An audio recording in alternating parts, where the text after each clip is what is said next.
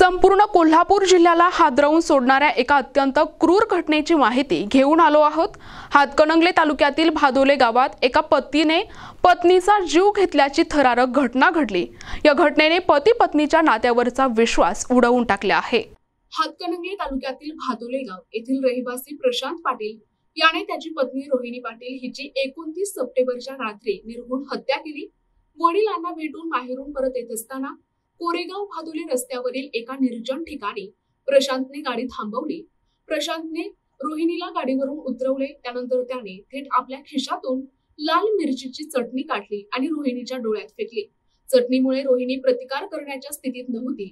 रोहिणी बेसावध असल्यावर प्रशांतने गाडीला लावलेला कोयता काढला आणि तिच्यावर सपासप वार करून तिची जागीच हत्या केली। हत्येनंतर प्रशांतने भादोलीतील आपल्या घरी जाऊन आई वडिलांना खुनाची कबुली दिली।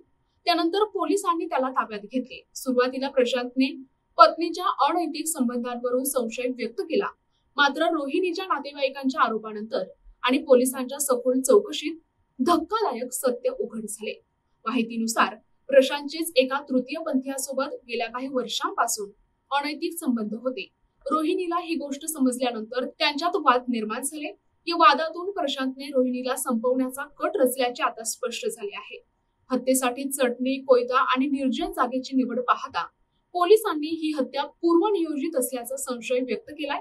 या प्रकरणी प्रशांत पाटीलला 3 ऑक्टोबर पर्यंत पोलीस कोठडी सुनावण्यात आली असून पोलीस अधिक तपास करत आहेत।